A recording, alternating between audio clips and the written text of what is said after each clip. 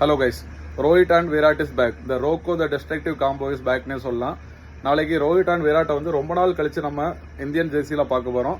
ரோஹிட்டும் விராட்டுமே வந்து ஓடிஐ மட்டும்தான் ஆட போகிறாங்க. அதனால வந்து அவங்க லாஸ்ட் ஃபேஸோட கரியரில் இருக்காங்க. அதோட ஒவ்வொரு மேட்சையும் வந்து நம்ம செலிப்ரேட் பண்ணுவோம். அவங்க 6 அடிக்கிறாங்களோ, செஞ்சுரி அடிக்கிறாங்களோ, 50 அடிக்கிறாங்களோ, அதெல்லாம் இல்லை. அவங்களோட ப்ரெசன்ஸை வந்து ரோஹித் அண்ட் விராட் ஃபேன்ஸை நம்ம என்ஜாய் பண்ணுவோம்.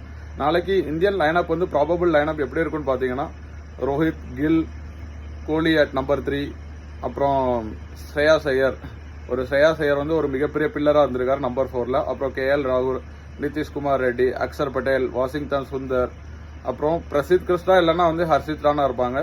2 பேர் வந்து சிமிலர் டைப் ஆஃப் பவுலர்ஸ்னால வந்து 2 பேரில் வந்து யாராவது ஒருத்தர் தான் வந்து என்ன பொறுத்தவரை டீமில் இருக்கணும்.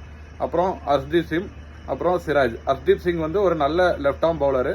அவர் நியூ பாலில் வந்து நல்ல விக்கெட் டேக்கிங் எபிலிட்டி இருக்குது. அதனால கண்டிப்பாக அவர் வந்து ஆடுவாருங்கிற ஒரு நம்பிக்கை இருக்குது, பார்க்கலாம். அப்புறம் Washington Sundar, Axar Patel all-rounders.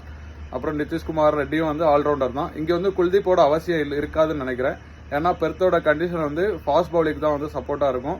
3 match தான் நடந்திருக்கீங்க. அதாவது 3 மேட்ச்சில் 2 மேட்ச் வந்து செகண்ட் பேட்டிங் டீம் தான் வந்து ஜெயிச்சிருக்கு. இங்கே சீமர்ஸ் வந்து 84% ஆஃப் த விக்கெட்ஸ் எடுத்திருக்காங்க. ஒரு டீசன்ட் நல்ல பவுலிங் அட்டாக் இருக்கிற டீம் வந்து கண்டிப்பாக ஜெயிக்கலாம். நல்ல ட்ரூ பேஸ் அண்ட் பவுன்ஸ் இருக்கும். பார்க்கலாம் நாளைக்கு இந்தியா எப்படி ஆஸ்திரேலியா சேலஞ்சர்ஸை வந்து ஃபேஸ் பண்ண போகிறாங்கன்னு.